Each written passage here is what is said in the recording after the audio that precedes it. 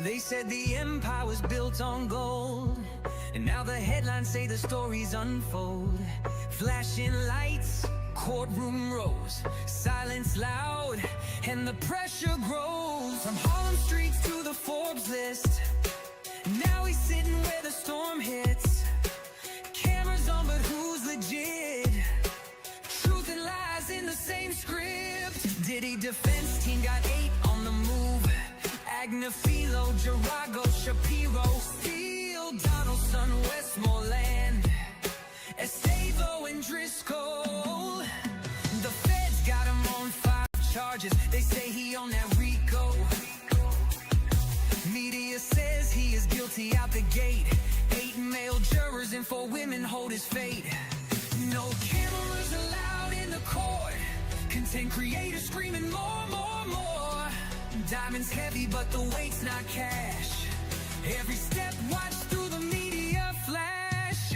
Friends turn foes and the past don't pass. When receipts get pulled and they come in stacks. Official transcripts will show the full story.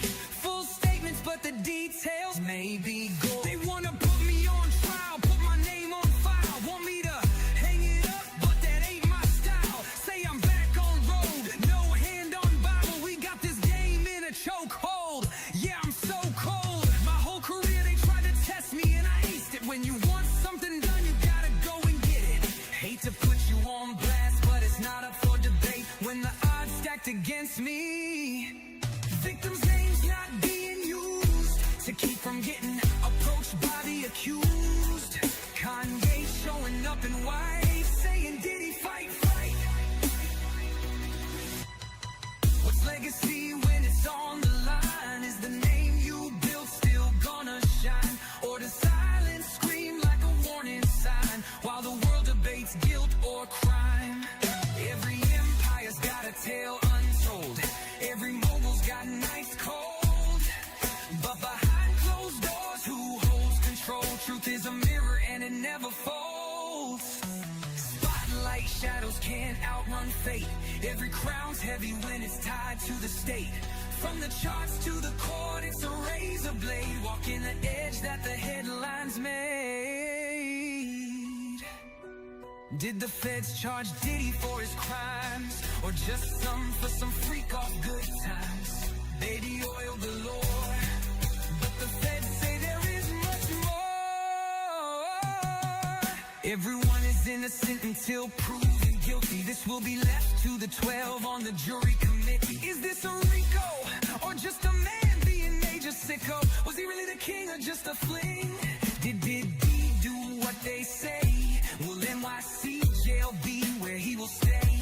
Did he bop in the hotels on the top floors? Different bows in different area codes. Some would call them the defense saying evidence is a blur. Some witnesses concur. Will the bad boy for life be serving life, or will he get the win and be in the next jet to Berlin? Spotlight shadows can't outrun fate. Every crown's heavy when it's tied to the state. From the charts to the court, it's a razor blade. Walking the edge that the headlines made. The devil is in the details.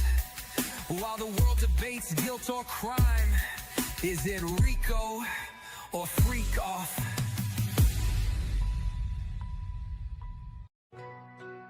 Diddy says he is love, love, love. They said the empire was built on gold, and now the headlines say the stories unfold. Flashing lights, courtroom rows, silence loud, and the pressure grows. From Harlem streets to the Forbes list, now he's sitting where the storm hits. Cameras on, but who's legit? Truth and lies in the same script. Diddy defense team got 8 on the move. Agnafilo, Jarago, Shapiro, Steele, Donaldson, Westmoreland, Estavo and Driscoll. The feds got him on 5 charges. They say he on that Rico. Media says he is guilty out the gate. 8 male jurors and 4 women hold his fate. No cameras allowed in the court. Content creators screaming more, more, more. Diamonds heavy. Good morning, guys. Good morning, good morning, good morning, good morning. Oh my God, y'all. Y'all never believe it. Yesterday, my internet went out. They had an outage over here. So I had no internet, no phone I had phone. I had cellular service, but I just didn't have internet on my phone. So I couldn't even go live on my phone, couldn't go live on my computer. I had to spend the time praying. So that's why I did not come on yesterday. I went to sleep and I went to I was praying. But anyway, to answer your question, Lord, CMT wrote the song, but we use this app. No, this app. This yeah, it is an app. No, it's a website, and the website choose the singers. But CMT is the one that did the song. It's her words. It's not AI words. It's her words.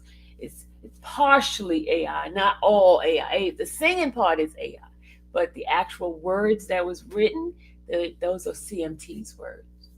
CMT wrote that. So all those that shout out to CMT. She's the girl, man. I tell you that woman just be doing so much things. But anyway, y'all. Um I know she hates when I be giving her kudos, but she deserves it. She do a lot, y'all. Everything that you see that's going on in this channel, the thumbnails and all, it's CMT. And I gotta give her props. CMT.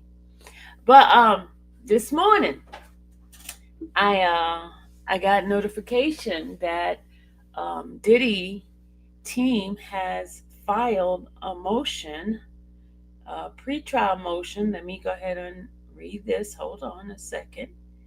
It says here that Diddy's counsels filed a motion requesting his release from pretrial sentencing detention, asserting that continued confinement is unwarranted, right?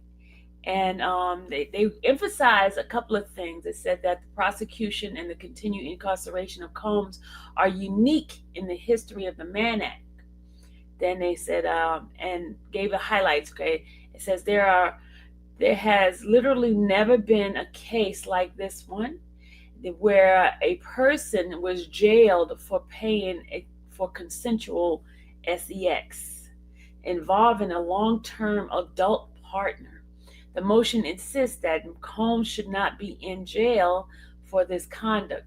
And also, they argue that the government approach was inconsistent with the Justice Department policy, which historically prioritized prosecution of commercial profiteer, not individual customer in consensual setting.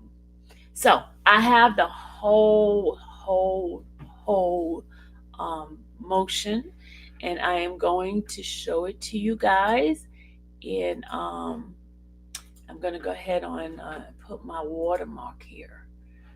I'm going to put my watermark on here, just in case folks be trying to take my stuff. And I got it on my tablet this time because half the time I can't see what you guys are saying, so I put it on my tablet. So I'm functioning well this morning, y'all. I'm a well-oiled machine this morning. And those who complain about my reading, go sucking. Oh, no, okay, I'm gonna be nice. I'm gonna be nice.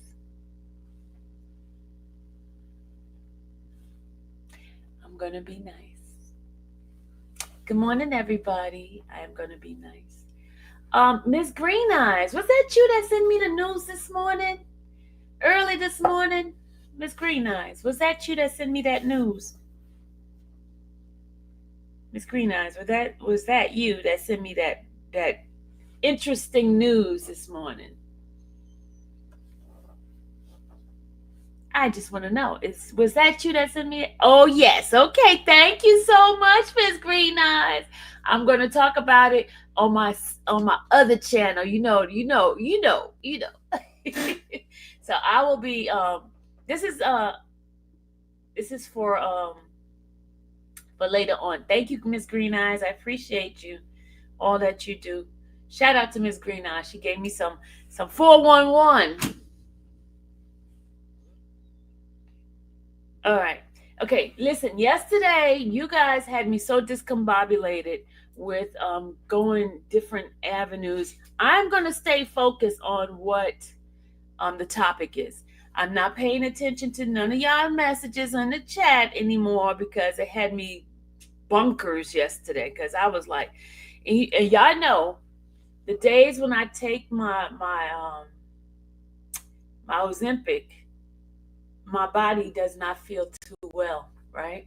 So therefore, certain things that don't normally get to me during that time, certain things get to me. So I'm going to give y'all fair warning. I am going to ignore it when y'all get me discombobulated. You know what I'm saying? So I am going to stay focused this morning, and I'm going to read the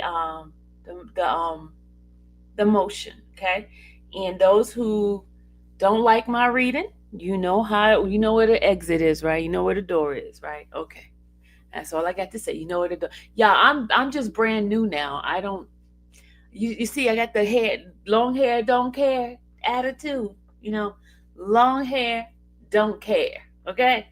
So, let's get going. Let's get to it, okay?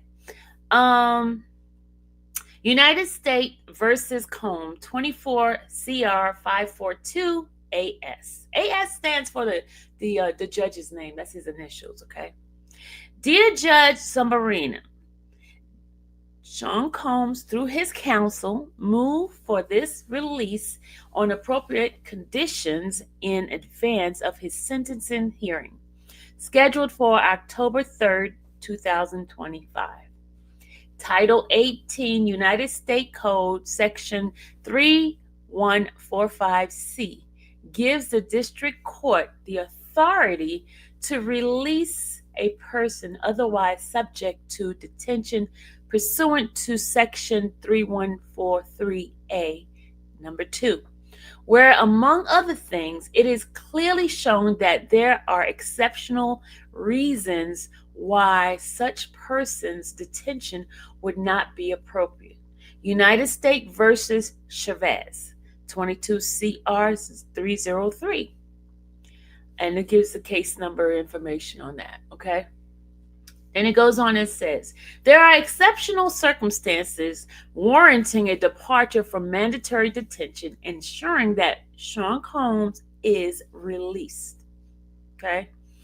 First, as shown below, the history of the Mann Act, as well as known as how it has been prosecuted over the several decades, clearly indicates the exceptional, indeed, unique nature of this case, specifically the prosecution and continued incarceration of a customer of service provided by a sex worker to a third person, rather than of a defendant profiting financially from the business of prostitution. In the limited case of Mann Act convictions from across the country that bears any similarity to Mr. Combs' case, the defendants were released pending sentencing. Second, Mr. Combs' condition of confinement at the MDC qualifies as exceptional circumstances under United States versus Chavez. To be released on a condition under Section 3145C, two conditions must be met. First, the district court must find by clear and convincing evidence that the person is not likely to flee or pose a danger to the safety of any other person or the community if released. Second, it must be it must be clearly shown that there are exceptional reasons why such a person's detention would not be appropriate. We will first address the exceptional reason justifying Mr. Combs' release and then turn the set a proposed condition that will assure Mr. Combs' return to court and ensure the safety of the community. Number one, exceptional reason in this case justify release under condition 3145C. As noted, there are several exceptional reasons justifying release. First, in the history of the statute, the Mann Act has never been applied to facts similar to these to prosecute or incarcerate any other person. Second, in any somewhat similar situated cases to this one, all the defendants were released pending sentencing. Third, under Chavez, Mr. Combs' condition of confinement at the MDC for the past 11 months justify release. As Judge Furman noted in Chavez, the Supreme Court has never addressed the meaning of the exceptional reason provision, and the Second Circuit has addressed it only sparingly. And I give a case number supplement here. Okay, the provision was first addressed by the Second Circuit in United States versus Demonsoma.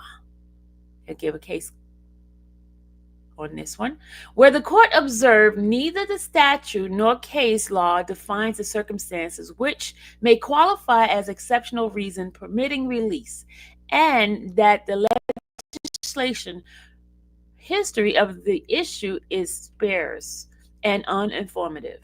ID at 497. The court further states that a case-by-case evaluation is essential and is not our intention to foreclose district judges for the full exercise of discretion in these matters. ID.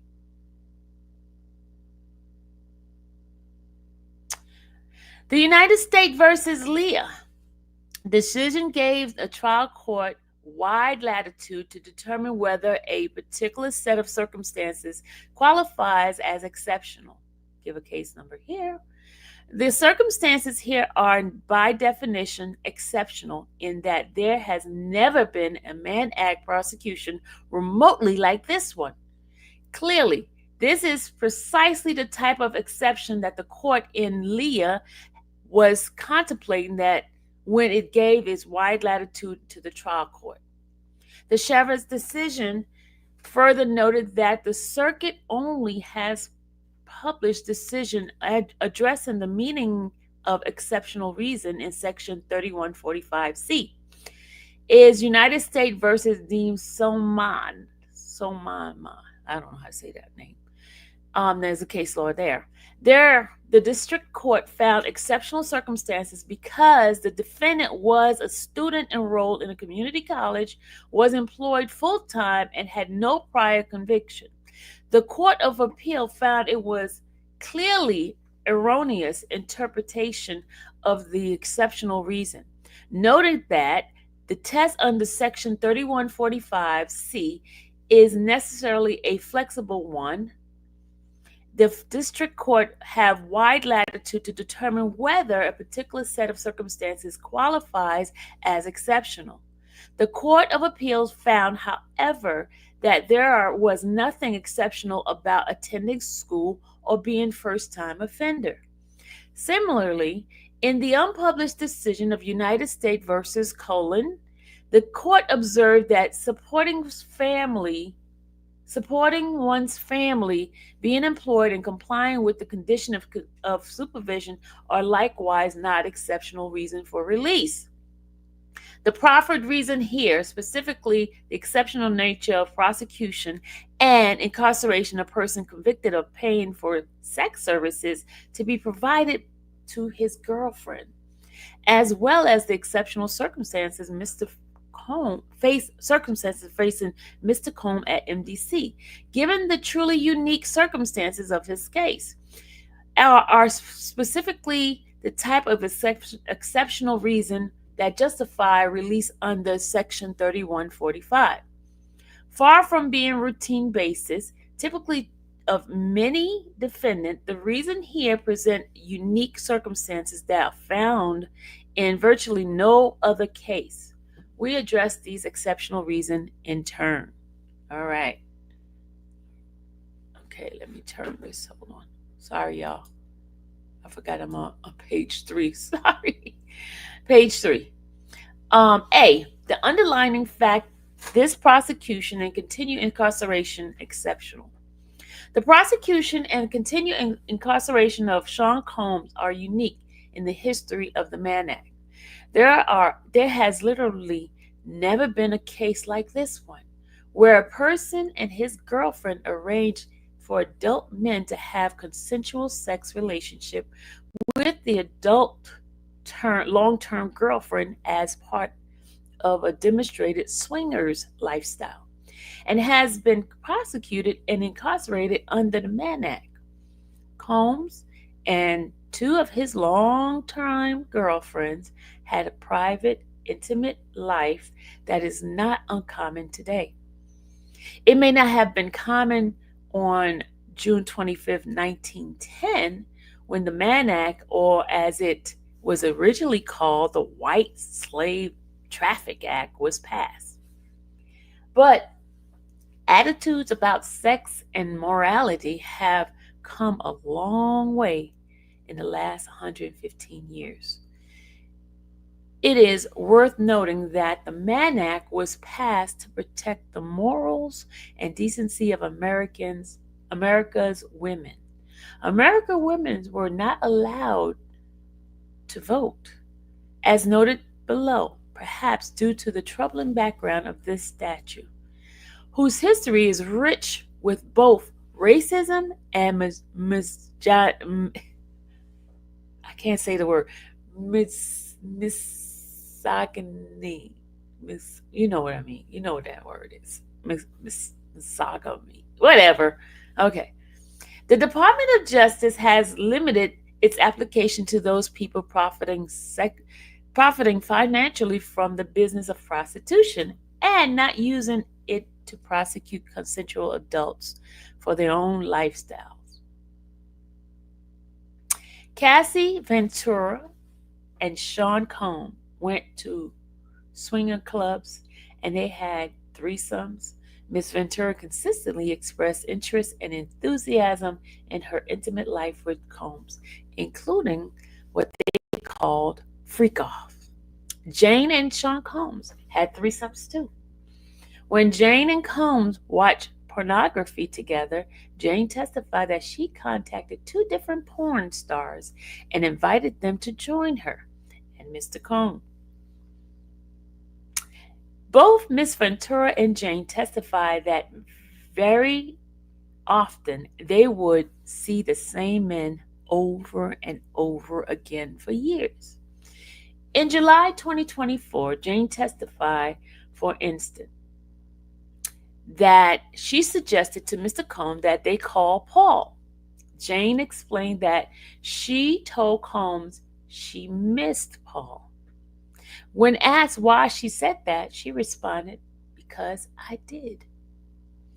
This was a lifestyle, one that both Miss Ventura and Jane chose, one they all, as grown adults, had a right to choose. Like any aspect of sex and intimacy, it was not without its complication, its bouts of jealousy, and at times its frustrations. But that is a hallmark of any serious romantic relationship, and that is what these were: serious, long-term romantic relationship. A jury listened closely to all the evidence concerning these 2 relationships. At the center of this sprawling racketeering conspiracy indictment, the jury acquitted Mr. Combs of all of the serious count and almost all the conduct charged. The jury concluded that Miss Ventura and Jane were not forced, coerced, or defrauded into having commercial sex, but it did conclude that there was prostitution, that the payment for the cowboys for Angel, the porn stars, and others amounted to sex for money, despite what the only two escort called by the government testified. In the lifestyle that he and other adults voluntarily chose, Mr. Cohn would be called a swinger. But in the vocabulary of the maniac or of prostitution generally, he might, at worst, be somewhat analogous analog to a John, someone who pays to have sex with a sex worker. In this case, a male sex worker, more particularly a male sex worker who worked for and is vetted by well-known agency called Cowboys for Angels, or another similar agency, or who work as a paid porn star in connection with movies. Sean Combs should not be in jail for this conduct. In fact, he may be the only person currently in the United States jail for being any sort of a John, and certainly the only person in jail for hiring adult male escort for him and his girlfriend when he did not have sex with the escort himself. Over the last 75 years, the White Slave Traffic Act has been limited to defendants who cause interstate travel for financial gains through the business of prostitution, as reflected in the cases below under the statute, as well as the explicit enforcement policy set out by United States Attorney Manuel, most recently called the Justice Manual. That Sean Combs remained in jail for being convicted of being a customer of consensual sex services makes this case truly exceptional under Section 3145C. Not only is prosecuting the user of adult prostitution services inconsistent with the Mann Act, it is inconsistent with the prosecution policy of the District Attorney of Manhattan and the City Attorney of Los Angeles, California. Two of the three locations where the prostitution allegedly took place. In addition, Mr. Cohn is incarcerated while everyone else involved in this identical conduct, his girlfriends, the cowboys, and the agency leader, the porn stars, and others, walk free as they should. If there was ever a fact pattern that was exceptional under the Mann Act, it is this one. As a result, this court should release him on reasonable condition in advance of sentencing, scheduled on October 3rd, 2025. This fundamental factual distinction between the current case and the scores of other Mann Act and prostitution case make this case exceptional under Leah. And they give a case law information. B. Prosecution of other facts is inconsistent with the Justice Department policy.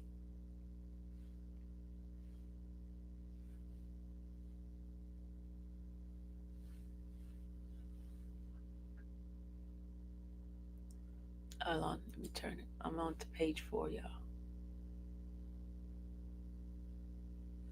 I'm up to page 4. Hold on.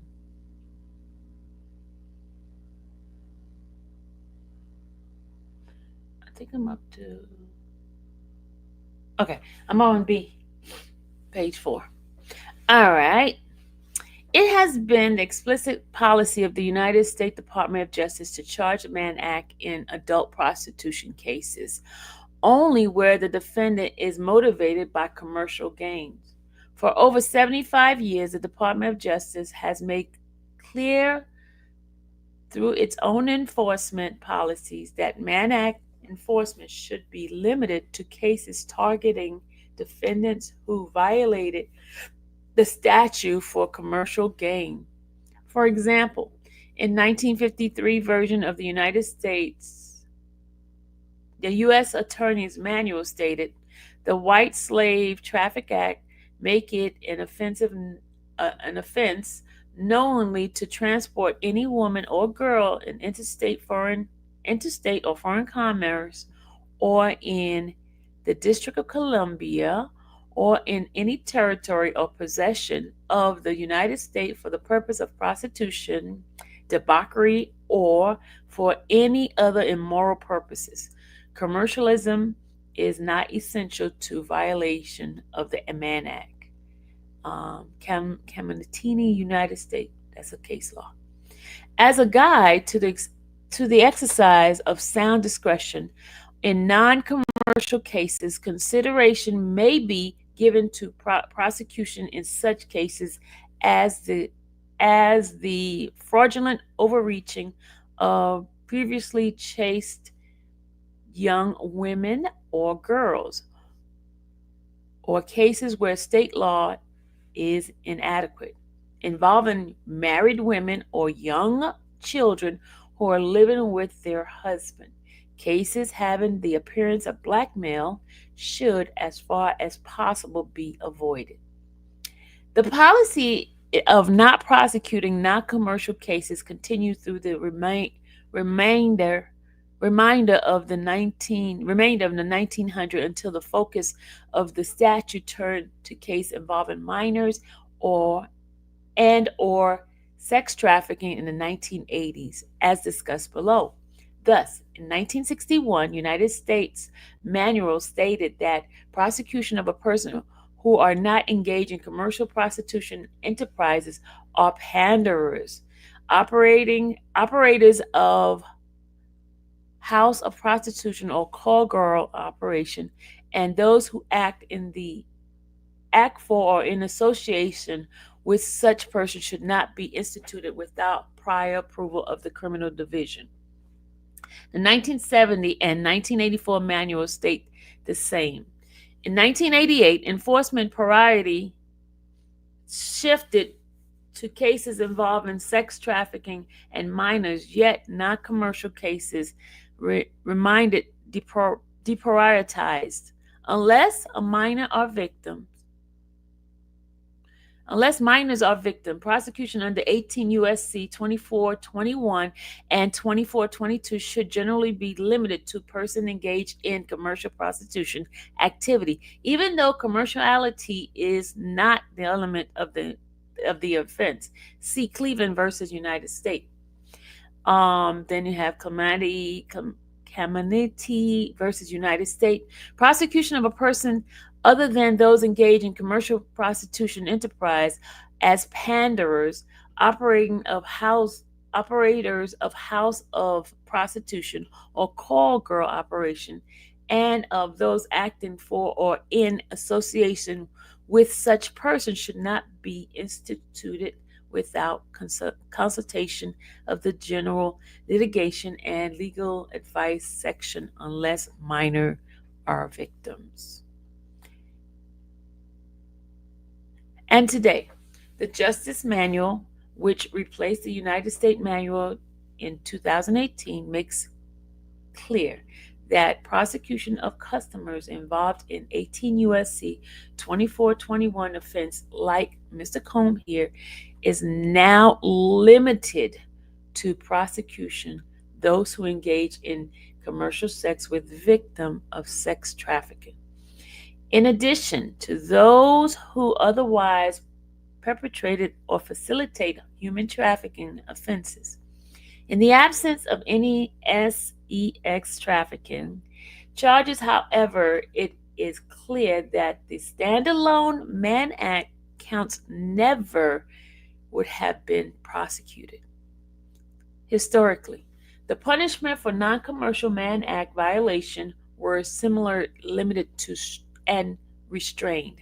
Prior to the creation of the sentencing guideline, the United States Parole Commission rated non-commercial prostitution offense under the Mann Act to be category 1 offense, the lowest severity level, warranting customary total time to be served prior to release. At least 6 months to 12 months for good, very good, good, and fair defense scoring, and up to 16 months only for poor defendant score. And when the sentencing guideline was first created, the Mann Act guidelines 2G1.1 provided a base offense level of 14, which in accordance to long-standing DOJ enforcement policy assumed that the offense was committed for profit. It further provided in the infrequent cases where the defendant did not commit the offense for profit and the offense did not involve physical force or coercion. The Commission recommends a downward departure to level 8. Y'all hear that? 8 level. So that means his thing, because he didn't have SEX with the people, his departure would be level 8. Good morning, Miss Kimmy Kim. Good morning. Shout out to Kim. All right, let's see. All right. The application note was in force through the 1995 sentencing guideline until Amendment 538 removed the application note for non-substantive reason as part of the consolidation of 2G1.1 with 2G1.2. In sum, over 75 years, Mann Act enforcement has been limited to cases entirely distinguishable. Oh my God, me and these words. From the instance offense of conviction. For merely paying for a person to have SEX with others and intentionally so given DOJ explicit instruction to avoid prosecuting offenses for like instance offenses of conviction. For example, the only modern era of prosecution of John that have been identified and involved defendant who patronized prostitutes who were vulnerable immigrants with limited English language skills who were being trafficked by brothel owners. And these cases, unlike here, did not involve defendant who paid a person but did not himself have sex with the person. Regardless, the penalty of such offense were typically less punitive than the prison time Mr. Cohn has already served. C. Consistent with the Justice Department policy, Mann Act cases in recent years are focused on defendants profiting from the business of prostitution. The prosecution of U.S.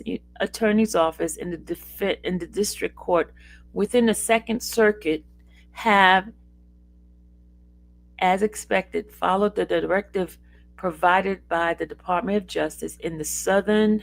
Hold on, we gotta go to the next page. Hold on. We're on page 7 now. Okay. The Southern District of New York cases such as United States versus Dillon, United States versus Lynn, United States versus Brenner, United States versus Tesarowski. Well, I don't know how to say that name. United States versus Madaki, United States versus Chang, United States versus He, United States versus Gung, United States versus Green, United States versus Randall, United States versus Wu, United States versus Hernandez Vasquez, United States versus Jordan, and United States versus Jordan. Each involved defendant who developed and had or maintained prostitution business to make a financial profit. The common element into these cases is a clear financial motive on the part of the defendant. In some of these cases, such as Hernandez Vasquez, the prostitution businesses involved well-known trafficking organizations which smuggled poor vulnerable young women from other countries to the United States to work in brothel while the organization took the lion's share of the profit. In the Eastern District of New York, cases such as United States versus Cortez Elysia, United States versus Kim, United States versus Brockett, United States versus Blake, United States versus Mendoza Mendez, United States versus Mauricio, likewise involved defendant who operated prostitution business for profit. Several of these cases also involve prostitution businesses moving women from another country to the United States and taking advantage of these women immigrant status. In United States versus Jacob Daskell, the defendant had a long-term relationship with a 15-year-old girl. So while Daskell was not motivated by profit, the victim in that case was a child. Of the district courts within the Second Circuit, the only case located to date by the defendant where a John was prosecuted under the Mann Act is an adult prostitution case was the Western District of New York in the case United States versus Trowbridge, where the defendant was a retired police officer who, along with a former state judge Till and other hired women who they paid to have sex with members of the male fraternal group called the Jesters. Although Tills and Trowbridge apparently made no financial profit, they were merely having sex with the prostitutes and arranging for others to have sex with them. Unlike male escort in this case, the female prostitute being patronized by the defendant were clearly victims of sex trafficking. The victims were vulnerable and exploited by traffickers. They had been tricked into working for a brothel by the owner, and who had told them they would be providing normal massages rather than sexual services. Indeed, the owner pled guilty to sex trafficking and admitted preying upon financial and ethical vulnerability of immigration status and using her relationship with the public official, including the police officer, the judges, and coerce the women to engage in commercial sex act for her businesses. United States versus Chung, and I give a case number on that, factual basis for the plea. The police officer defendant Trowbridge was sentenced to probation. The retired Judge Till, who arranged the prostitution activity for the Jesters, was sentenced to 18 months in prison. Although they did not make a profit, the Trowbridge defendant, unlike Mr. Cohn, was taking advantage of trafficking victim, and they all had sex with the prostitute. In another Western District case, United States versus McDonald, the defendant, who was also charged with sex trafficking, operated a prostitution business and brought four different women around the country to engage in sex for profit. In the District of Connecticut, case such as United States versus Briggs and United States versus Paris, each involved prostitution business for profit. These cases illustrate that, with rare exception involving female prostitutes who were exploited and trafficked, every defendant prosecuted under the Mann Act was involved in building or maintaining a prostitution business for profit. The case reflects that the directive in the U.S. Attorney Manual, Justice Manual, that the Mann Act be reserved for cases involving profit for the business of prostitution or some form of coercion. This non-exhaustive review of cases, as well as the policies of the Department of Justice, shows the exceptional nature of the fact here, where Mr. Cohn pursued a consensual lifestyle with two of his long-term girlfriends, and obviously was not involved in making a profit from prostitution, which was not even alleged by the government. All right, we're up to D. D. All right, we got to do a commercial break for my commercial person. All right, y'all, Diddy Trucking Company. All right, here we go. Need a truck? Skip the hassle. At DiddyTruck.com, we make truck rentals affordable, fast, and easy.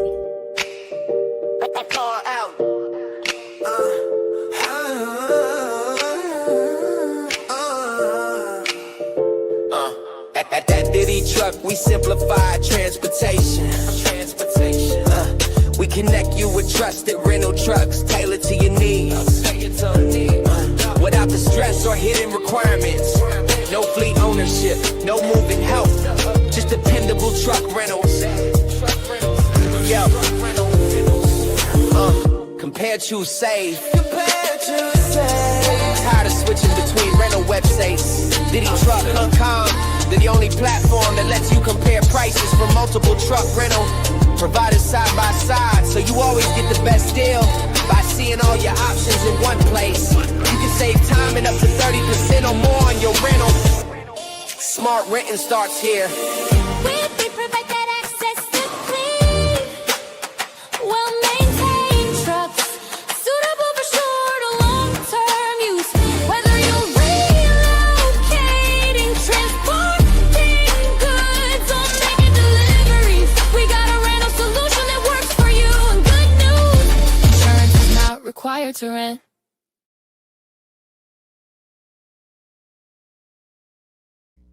All right, that was our Diddy Trucking Company. It is a referral spot for you to compare prices with different truck rentals.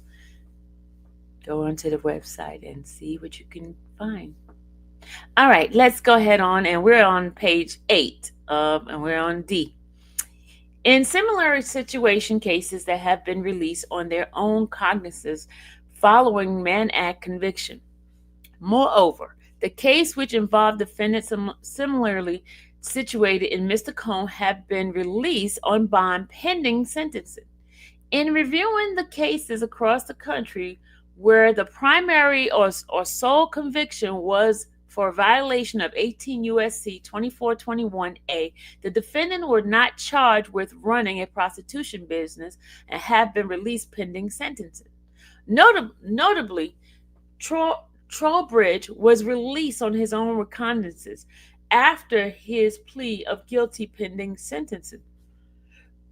To the same offense Mr. Cohn was convicted of here. Till similarly pled to the same offense and was released on his own recognizances and was given a voluntary surrender date after his sentencing, despite being sentenced to prison time. In United States versus Stedbick, an associate case to Trowbridge, was given a bond after his plea of guilty. Additionally, United States versus Collins and the defendant Mario Collins and Paulette Clayton were charged with SEX trafficking, kidnapping, violent crime, and prostitution offense. And like Mr. Cohn, Collins was detained pending trial. Following the trial on all offenses, the court ordered a mistrial because the jury could not come to an agreement. One, on 3 of the 4 counts of the indictment. The court ordered a mistrial, and the government indicated it would only retry the defendant on a Mann Act offense. With only the Mann Act left in the balance, Mr. Collins was released on condition following the declaration of the mistrial. The government retried Mr. Collins and Miss Clayton on the Mann Act offense, and the jury convicted the defendants of that offense. Following conviction on the Mann Act, both defendants, Collins and Clayton, bail was continued. Mr. Collins was given an order to voluntarily surrender post-conviction on the Mann Act offense. That case is most similar situated to Mr. Combs' first and following a trial on sex trafficking offense, where the jury did not agree on the verdict. The court in Collins released the top defendant. Here, Mr. Combs' jury agreed that Mr. Combs did not commit either count of sex trafficking or the RICO conspiracy. The court there released the defendant despite the Mann Act apparently being in Chapter 117 offense. Second, the defendant's conviction of the Mann Act counts on this indictment the month after the mistrial, the court continued the condition of release and allowed defendant Collins a voluntary surrender date. Clayton was sentenced to no time. Here, following Mr. Combs' complete acquittal of the sex trafficking and conviction of the Mann Act offense, the court continued to order detention rather than allowing release condition. However, the precedent of Collins is similar situated case. Where there were no conviction on the sex trafficking or violence offense, but a conviction on the Mann Act offense. Provide further support for Mr. Combs' release on a bond. E.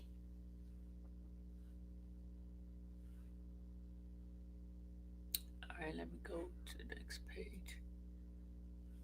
All right, E. Combs' nearly 11 months detention at the MDC is an exceptional circumstance. Sean Combs is in an exceptional situation as post-verdict pretrial inmate at the MDC, and his condition of confinement at the facility qualifies as an exceptional circumstance under Chavez. As the court noted in Leah, the test under 3145C is necessarily a flexible one, and district court have a wide latitude to determine whether a particular set of circumstances qualifies as exceptional. Sama. In this district, Judge Furman in Chavez has already held that a prisoner's individual situation at the MDC can amount to an exceptional reason for release under Section 3145C. As Judge Furman noted, the state of affairs at MDC is unacceptable. ID Act 229. And so noted, Judge Furman concluded that the conditions in the MDC qualifies as exceptional reason under the statute justifying Chavez's continuing release. In Chavez, the 70-year-old defendant argued that his age and various medical conditions constitute exceptional reason but the court found that it need not and does not decide whether that argument was suffice on its own, because it concluded that the condition at the MDC are themselves exceptional reason why Chavez detention pending sentences would not be appropriate. The same is true here, where the condition have not improved. Judge Furman found that the condition at the MDC are dreadful in many respects, but three warrant particular emphasis. 1. Continued reports of inordinate period of lockdowns. 2. Claims that the facility provide inadequate and or substantially delayed necessary medical care, a particular risk in this case. And 3. General issues about the condition of the facility. ID at 232. 34. These conditions have not abated in Mr. Combs' detention at the facility. As the court is aware, during Mr. Combs' incarceration at MDC, the facility was subject to an interagency sweep that was designed to achieve our shared goal of maintaining a safe environment for both our employees and the incarcerated individuals housed at MDC Brooklyn. In other words, there is a significant issue at the MDC related to the safety of employees and incarcerated individuals that requires outside law enforcement action from multiple agencies to address. Importantly, MDC as a jail has a significant law enforcement presence within its wall 24 hours per day, that they are equipped with investigatory and often unregulated authority. Thus, the requirement of outside law enforcement agencies to ensure safeties within the MDC is an admission that serious violence, mayhem, and chaos is occurring within the MDC that requires more than a band-aid raid, but rather surgery indeed. We are aware of ongoing threats of violence and actual violence in the facility, such that Mr. Cohn's safety is constantly at risk. Page number 10. Here, judicial decision from this district and our neighboring district details the inhumane treatment at the MDC that has continued during Mr. Cohn's detention in the past 11 months. See United States versus Colucci. In the Eastern District, Judge Brown found that these issues continue to affect the judicial determination. In United States versus Griffin, Judge Comite granted a motion for compassion release based on primarily on the condition of the MDC for defendants serving time for violating supervised release. United States versus Santana. Given the severe prison condition that prevails at the MDC, condition that amount to imposing harsher punishment on prisoners, this court and others have adjusted sentencing of defendant in custody there for lengthy periods. In yet another case, Judge Kogan indicated that he might have sentenced an offender to incarceration if not for the length of the sentencing landing him in the Bureau of Prison Metropolitan Detention Center in Brooklyn. ID at 455. Indeed, many courts in the Southern District and the Eastern District have sentenced defendant to shorter period of incarceration or no incarceration at all due to the condition of confinement at the MDC. ID at 461. Perhaps more problematic to Mr. Cohn's condition of confinement is the unchecked violence in the facility. Colucci, now to give a case number on that one. Though Mr. Cohn has been a model inmate for his nearly year period of confinement, the violent conditions are still very much a concern for Mr. Cohn and is unnecessary confinement risk. Given the clear precedent of multiple similar situation, Mann Act conviction where defendants were released on condition. Number two, hold on, page 10. Where am I, page 10? No, I'm on page, what page am I in? Yeah, page 10. Page 10, number 2. All right, let's go down. There is no risk of flight or danger to the community. Mr. Cohn is not a risk of flight, nor is he a danger to the community or to any specific people. Given the undisputed fact that Mr. Cohn voluntarily came to New York to surrender, in this case, in advance of his arrest, that he surrendered his passport to his lawyers 6 months before his arrest, that he paid off the outstanding mortgage on his home in Miami prior to his arrest so that he would own his home free and clear to secure any bail package, that he has now been acquitted of the racketeering conspiracy and the sex trafficking charges against him. There is no serious argument that he is a flight risk. We turn our attention to the government's argument and the court's statement on July 2nd, 2025, that he poses a danger to the community and to others due to his past violence. The court noted that the defendant admitted a history of domestic violence as to Mr. Ventura, and that he struck Jane twice in June 2024. However, we strenuously object that Mr. Cohn poses a danger to the community if released on condition.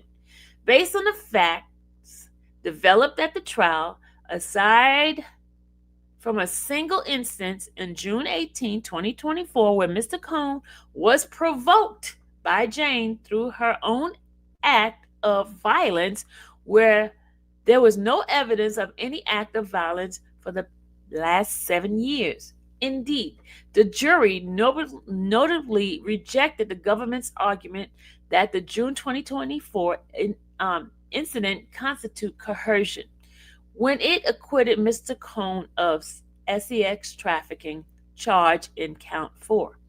Also, prior to his arrest, in this case, Mr. Cohn enrolled in a domestic violence program in which he participated until he was arrested and incarcerated in connection with this case. We're on page 11, y'all. The court is familiar with the trial evidence, and counsel will not recite it here. The relationship with Ms. Ventura ended in 2018. There was no evidence at trial of any physical altercation between Mr. Cohn and anyone else between their breakup in 2008 and the physical altercation with Jane in June 2024. And regarding Jane, she testified that she started the altercation by smashing his head into her kitchen counter and threw glasses and candles at him. Notably, Jane and Cohn dated for 3 years, and their relationship did not have a history of violence. There was only one incident of an alleged assault. If released on condition, Mr. Cohn will not be violent to anyone. As we said in court, this jury gave him his life back, and he will not squander his second chance at life. Nor would he do anything to further jeopardize his 7 children not having a father, and 4 of his children not having a parent at all. The court can fashion any set of conditions, and Mr. Cohn will abide by any condition. To make the court comfortable, Mr. Cohn will not be violent towards any person. Number 3, proposed bail package. Based on the exceptional circumstances set above, we move for the release of the following condition. A, Combs signed a $50 million bond secured by Mr. Cohn's home in Miami. B, the bond be co-signed by 3 financially responsible people. C, Mr. Cohn will reside in his home in Miami. D, Combs' travel will be limited to the Southern District of Florida and the Southern District of New York for attorney meetings, as well as airport necessary to travel between the two. E, defendant will be placed under the express supervision of the United States Pretrial Services Agency, PTS, and some report to the agency as directed by PTS. And F, Combs' passport be surrendered to pretrial services, and he shall not apply for any other passport. If the court finds more extreme condition necessary, the court may also add any or all of the following condition: home detention, private security approved by the court, and pretrial services with the cost borne by the defendant, mental health treatment, substance abuse treatment, electronic surveillance on defendant, or any other condition the court deems necessary. With any and all the condition poses above, Mr. Cone can show how clear and convincing evidence that he does not pose a danger to the community, and he would fully surrender to supervision by the pretrial services to ensure that the court knows Mr. Cone does not pose a danger to any person. We thank you, the court, for this consideration, for its consideration. Respectively submitted, Mark Agnafilio, Tinny R. Gerges, Alexandria Shapiro, Jason D. Driscoll, Nicole Westmoreland, Xavier Donaldson, Brian Steele, and Anna Estavio. All right, that is it, y'all. That is it. Oh, y'all. Your girl. Hold on, let me take this thing off of my face. Hold on. So that is it, guys. That is the request for the bond reconsideration. I know some of you guys hate my reading, but listen, I keep telling you guys, English was not my first language, okay? I keep telling you guys. I showed you my family. I showed you we got different bilinguals. So a lot of time I still, even though I don't speak those languages, I still think some certain words I just can't say, okay? All right, let's just say it. All right. And I don't care. I'm 58 years old. It ain't going to change now, okay? I'm just going to tell you, I'm set in my ways, so deal with it. Or you ain't got to watch me. You know that? You ain't got to watch me. Oh my God, Pastor's here. Hey, Pastor. I love the hair. Keep doing your thing. We're proud of you. Twin was, y'all, I forgot who Twin was. Twin was his brother Mitchell. The other day he came into my chat and I was so confused I couldn't remember who he was. But shout out to you guys. Shout out to Pastor and his brother Mitchell. Oh, you're welcome, Kayla. So that is it, y'all. I'm an old lady and I ain't changing. You see all this gray hair? This is real gray hair, y'all. This is real gray hair. Okay? They did not charge Sean Combs with domestic violence, not charged with drugs, no guns. Y'all, I hope they hurry up and decide it so I can get down there to New York so we can go to the hearing. Well, I'm going to the hearing in October. So, any questions, good people? Let me put the link in here just in case somebody want to come up here and holler at me. Holler at your girl. Holler at your girl. Holler at your girl. Y'all, let me just tell you guys. Let me say something. My child, Dallas Parks, is definitely, she's very gifted, y'all. She's very gifted. She makes her mother look good. Even without me having on makeup, I don't have no makeup on, but she makes her mother look good. She has decided to be my what do you call it? Image manager, whatever. So she is tired of me looking tore up, like you guys been complaining. So she has decided to do some image changes, different looks on me. So y'all, this is just the beginning, okay? And I'm gonna be a different person. I'm gonna be one with attitude. No. She's not just gonna be a stylist. No. Not just a stylist, ma'am. No, not a stylist. Don't be trying to come for her like that. No, she's just not a stylist. No. She's a manager of image, not a stylist. She corrected that statement. Okay, manager of stylist. Thank you. My earrings. It matches my outfit. Y'all want to see my outfit, y'all? I know. I'm getting a little bit beside myself out here. Look, this is my outfit. Look, got pockets in it. Got pockets. See? Your girl losing so much weight that I had to pin this stuff up. It's like a pin on the side because I can't fit my clothes anymore. So that's what she's going to be doing.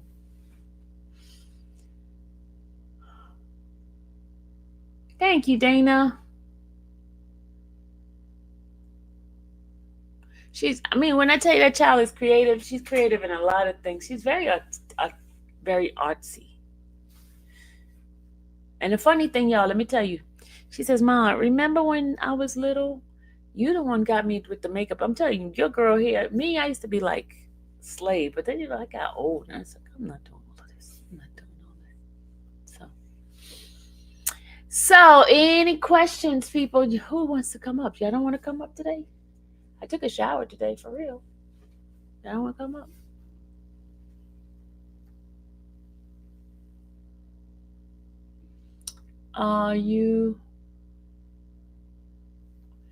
Let's stay focused. Let's stay focused. We're not talking about nobody else. We're staying on Diddy, okay? Let's stay focused, people. Hey, Daryl. How are you? That's my darling Daryl right here.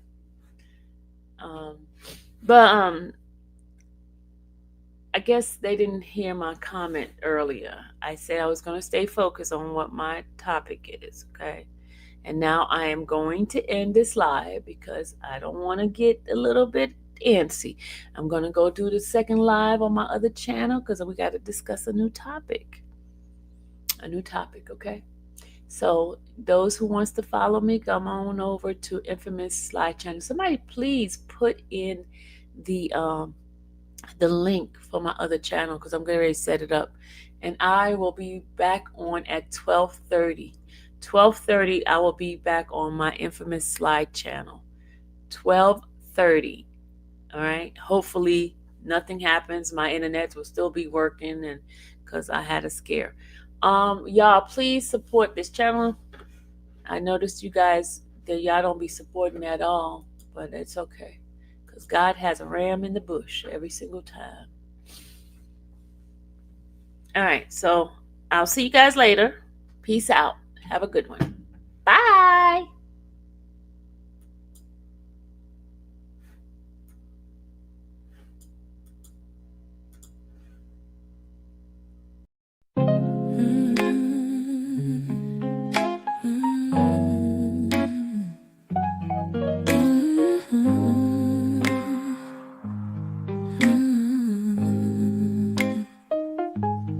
Thank you for watching the Infamous Sylvia channel, where laughter and fun make up our panel. Together we build this digital spree. We appreciate you and our growing family. With mods by our side and chat flowing free in this online space. It's just you and me, we laugh until tears roll down like the rain. In this virtual world, you ease all my pains. We're a family, not just a show. Every click and comment makes us grow. Mods and chat, keeping the vibe so right. Together we shine like stars in the night.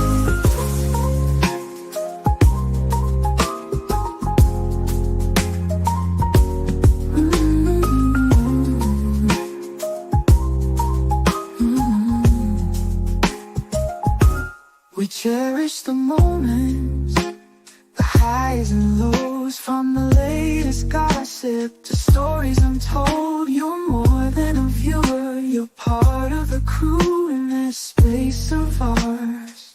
It's all because of you. This digital world where emotion is shared, every post and reaction showing we care. The love is real in this virtual domain. With every sign, enjoys what we'll gain. We're a family, not just a show. Every click and comment makes us grow. Mods and chat, keeping the vibe so right. Together we shine like stars in the night. We're a family, not just a show. Every click and comment makes us grow. Mars in check, keeping the vibe so right. Together we shine like stars in the night.